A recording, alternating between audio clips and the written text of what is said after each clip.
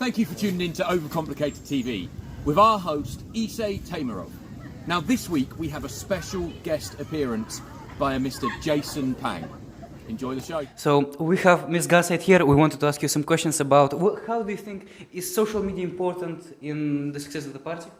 Yes, I think social media is really important, particularly if political parties want to appeal to young people, because a lot of the information that they get now comes from different social media platforms. So it's a really good way that political parties can communicate with young people and make themselves seem relevant and up to date. Jason, I want to give you the word. What do you think about this? So, obviously social media and media is very prominent in our lives currently.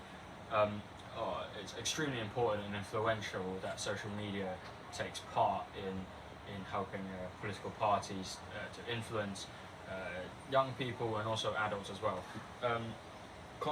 Social media now is the key to most party success. You can see Donald Trump on Twitter, Rishi Sunak has Twitter, I think, or the Labour Party has Didn't Instagram. Donald Trump get banned? He did get banned on Twitter, and then I think Elon Musk put him back in. I have a feeling, something like Based, okay? that. Yeah, social media right now, that presence on social media from a major political figure is influential. What Trump tweets in a day is shown online, shown on the news headline. Oh, Trump said this on Twitter. It influences young people to think in a way because of their participation in social media. Well, surely not only young people, all people in general, with the media and the social media and the normal media normally does influences people to think in a certain way. Sorry, is there any questions, just quickly to stop you, are there any questions from the audience? Do you think media and social media meet all age ranges enough, like frequently enough? To a large extent, yes. Social media first, people think of social media, it's all the Instagram, TikTok, Twitter, Facebook kind of thing.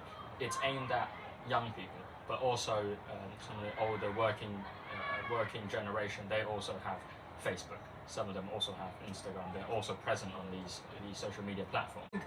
The more we go into the future, the more people will get into all of these things such as Facebook, Twitter, even I now understand he has how... Instagram. Yes, I don't know how to use it, but I still have it. So I think the more we go into the future, the more social media works on us.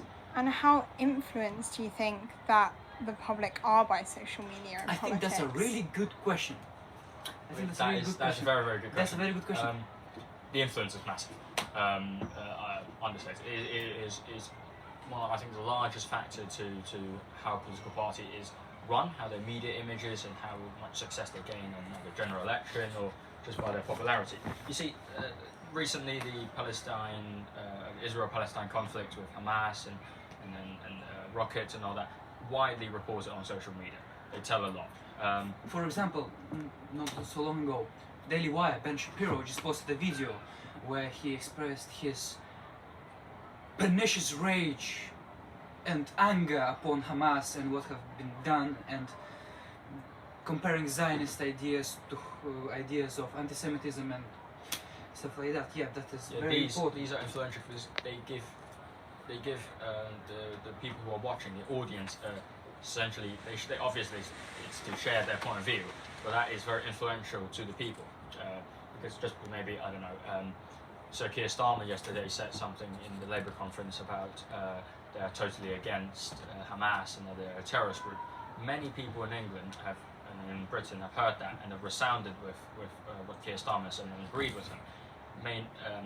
That social media through that channel really quickly disperses information and people acknowledges and maybe some disagrees, but they get the point. Additionally, the media, Johnson also used media quite well to report his ideas and views each day of COVID, which is quite good because it connected him together with the nation and made the nation more lenient towards choosing him in the next election. It didn't save him, we know why, but still. It improved his image as the leader during the pandemic. Why the Keir Starmer didn't do it? Sorry, audience. But a positive relationship with the media and press doesn't always guarantee party success. So does social media actually have that much of an influence? That's great. Yes, you're right that social media and media image isn't the only factor. There's lots of factors. How the leader itself is presented, what their policies, what their manifesto is, that is up there. funding, whatnot. That is top priority, I think, for how a political party succeeds. But now, as times are changing, technology advances, social media plays a larger role in this. They use it as like an outreach program to appeal to the audience, to attract people to their party, to what they're doing. And I mean, a lot of political parties post things about other political parties in a negative Yes. light. Do you think that's very ethical? Well, ethics and politics kind of don't fit together. And let's be truthful, they never did. they never did.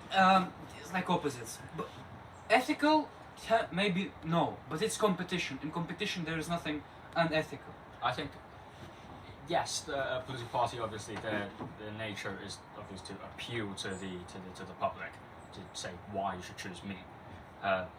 But lots of parties now, they like to go on the other way, is why you shouldn't choose them instead of why you should choose me. It works sometimes it doesn't. During COVID, Partygate, the Boris Johnson scandal, party, Labour heavily criticised them. Strong, full-on attack. Look, he broke the rules. Why do you want to choose them? But they didn't say why they should choose Labour instead.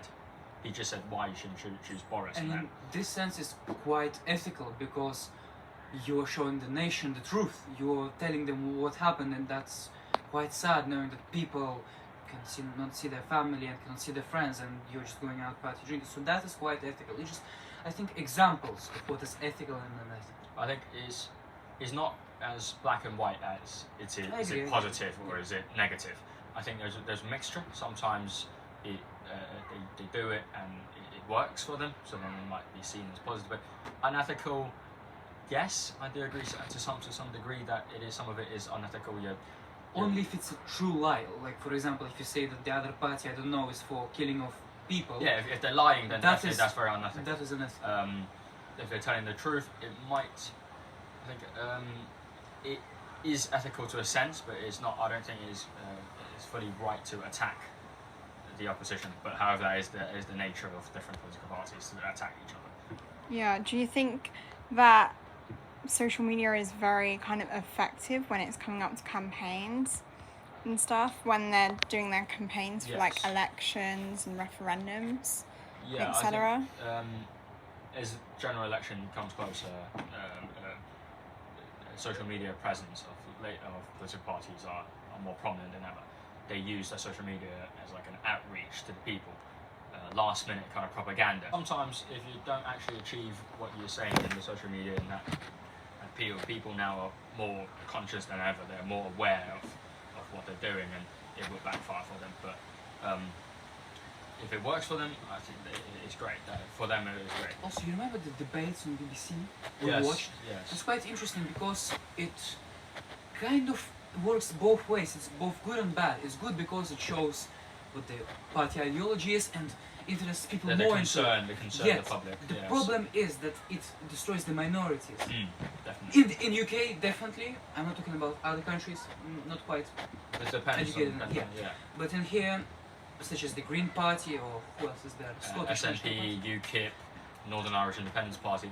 The smaller minority parties don't get the opportunity as much as the big Conservative, Labour, Liberal Democrats. So they don't get as much representation. Their use of media is smaller in terms of how they compare to the other parties, because they don't necessarily is able to get the point across.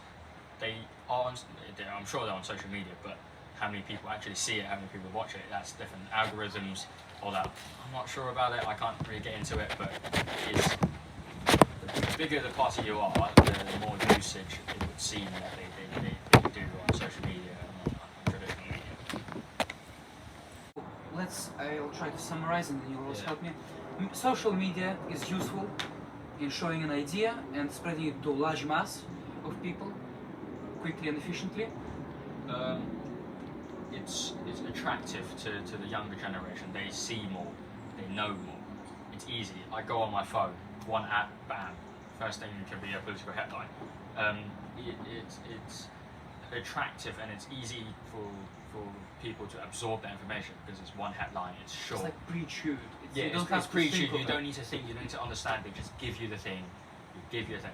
should you support it or should you not? They give you the predetermined answer. Obviously, I don't think that's right. I think everyone should have the liberty and the freedom to think whether this is right or not by themselves, but obviously that is how current social media in the current world works, is they give you pre-chewed information, it's right, it's wrong, you don't actually get to decide. It'll be more important as time goes on to the future, that social media becomes more and more important to a party's success. And thank you very much, Dr. Jason, for coming. Thank you, the audience, for the great questions you have. Thank you for watching Overcomplicated TV.